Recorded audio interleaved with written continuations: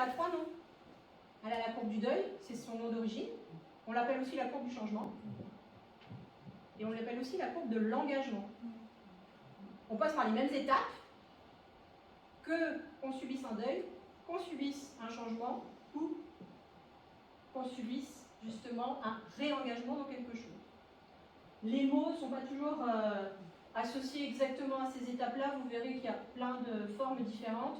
Mais en tout cas, ce qui m'intéresse le plus, moi, c'est de vous montrer comment on est humain au travail. Qu'on soit cadre ou pas, en fait, comme vous voyez, hein, c'est la descente aux enfers qui est la plus compliquée à appréhender. C'est toute la descente. Et être humain au travail, c'est de permettre cette descente. C'est de la permettre, c'est pas de l'empêcher.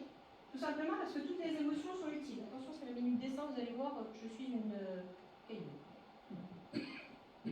Et en fait, ce dont on a besoin, très proportionnellement, c'est d'avoir des gens qui nous accompagnent et qui nous permettent de passer à toutes ces étapes. Oui, c'est un bonhomme et c'est des mains.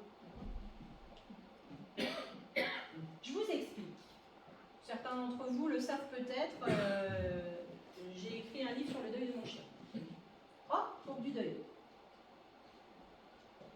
Quand elle est tombée malade, choc de vie, je ne savais pas qu'elle était malade, je ne savais pas qu'elle avait un problème.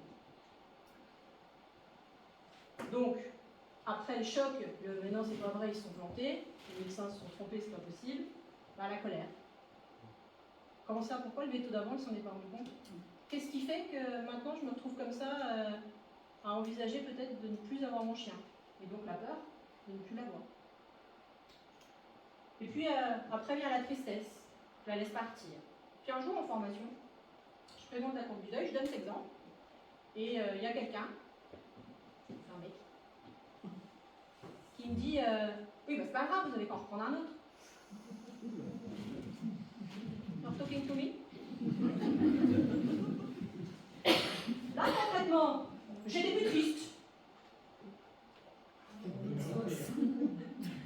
Je l'ai remonté la descente. Je suis directement repassée en colère. Parce que justement, dans l'accompagnement au changement, c'est ça qu'il faut comprendre. C'est que tant qu'on n'est pas passé par la tristesse et tant qu'on n'a pas été accompagné dans cette tristesse, on ne peut pas passer à autre chose. Et donc, tant que les personnes ne comprennent pas le fait que l'autre soit en difficulté par ce qu'il traverse, eh bien en fait, on l'empêche d'avancer. Parce que lui, il a besoin de ça. Il a besoin d'être compris.